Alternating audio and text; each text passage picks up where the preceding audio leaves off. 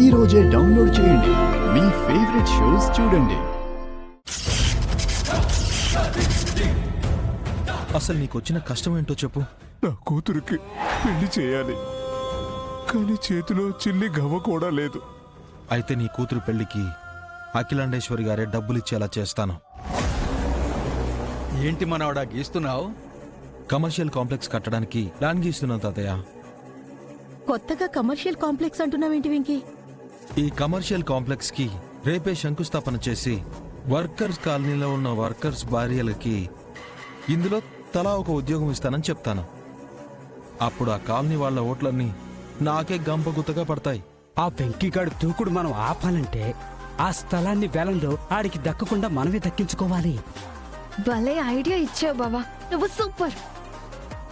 ఆ వేలం సంగతి ఏంటో కనుక్కోండి. అలాగేనమ్మా.